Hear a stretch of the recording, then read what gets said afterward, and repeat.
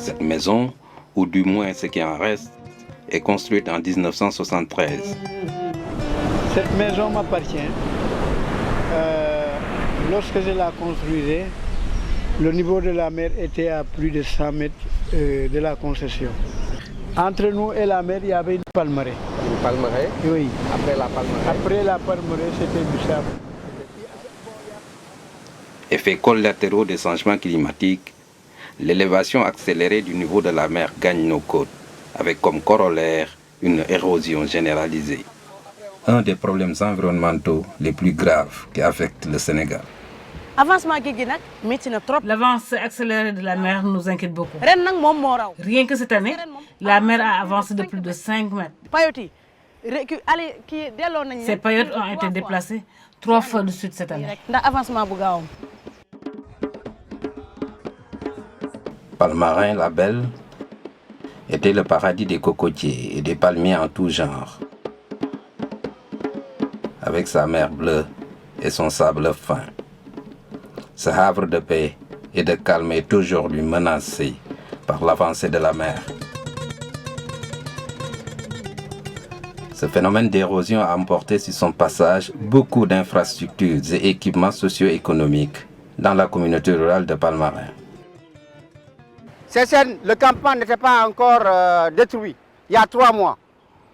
Donc en moins de 3 mois, le processus s'est accéléré et on a eu une destruction du campement de Sessène. Les cocotiers que vous voyez là-bas sont les vestiges du village de Palmarin-Diahanor, concomitamment à la rupture de la brèche de Sangomar.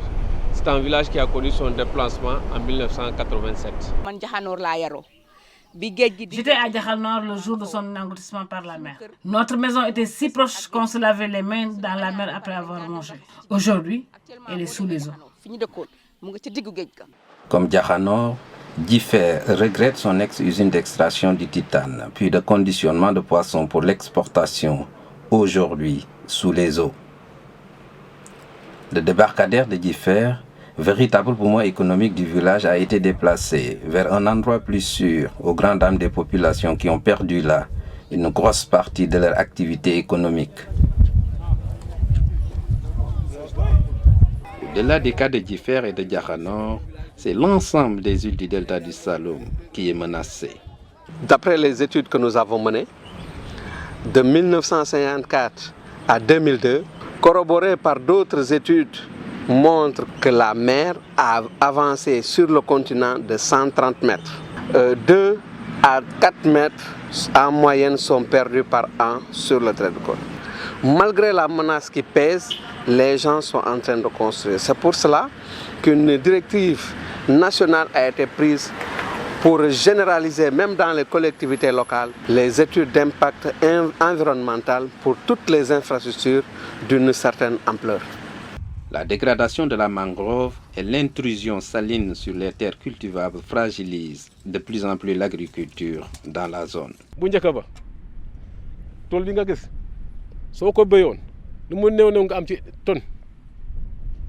Ici, je récoltais au moins 1 tonne d'arachide par an. Aujourd'hui, dans le meilleur des cas, la récolte tourne autour de 300 kg. 350 kg.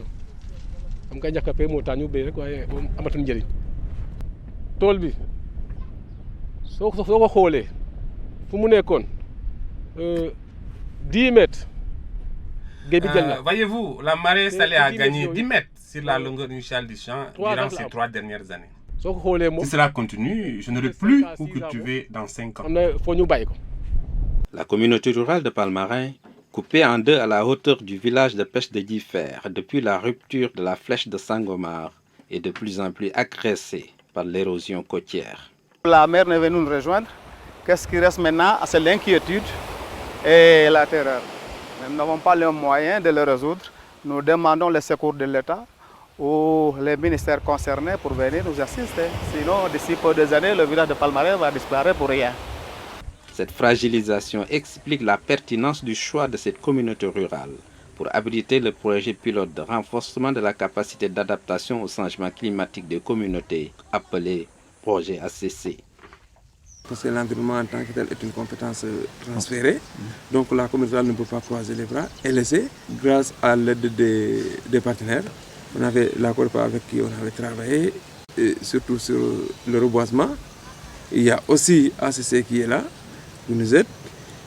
Donc nous sommes très disposés à lutter contre cette avancée de la mer, dans la mesure où il y a une sensibilisation préliminaire qui a été faite dans Palmarin.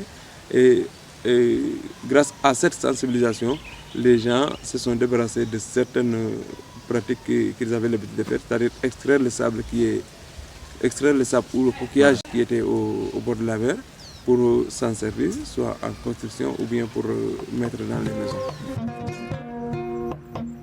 Le projet ACC vise la promotion d'efforts collectifs par la réalisation d'activités conduisant au renforcement de la capacité d'adaptation au changement et à la variabilité du climat à long terme. Par manque de moyens, beaucoup d'initiatives prises sont restées vaines. Le projet nous a apporté les moyens qui faisaient défaut.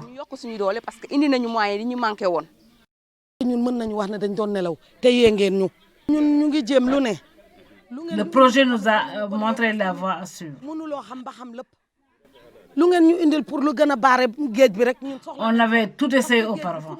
À présent, nous sommes ouverts à toute forme de collaboration pour lutter contre l'avancée de la mer.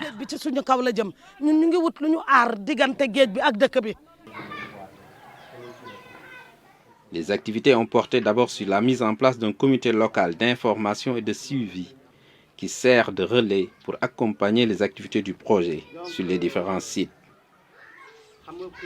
Les activités génératrices de revenus sont aussi soutenues par le projet. Nous avons connu beaucoup de projets dans la zone, mais celui-ci est le seul à travailler concrètement avec nous. Nous avons connu des difficultés inhérentes à tout début. Aujourd'hui, nous sommes satisfaits de l'exécution des activités sur le terrain. Une importante activité de reboisement est menée. Elle porte essentiellement sur la mangrove et le cordon littoral.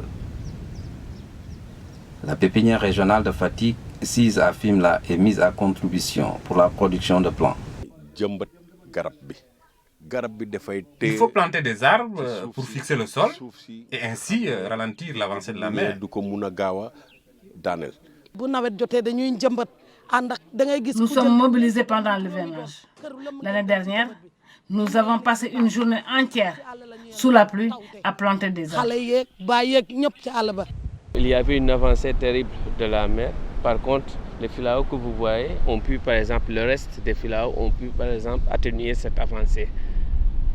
Donc c'est pourquoi, on veut, par exemple, faire un reboisement de filaos tout le long de Ngalou jusqu'à Djifer, vraiment pour atténuer vraiment l'avancée de la mer.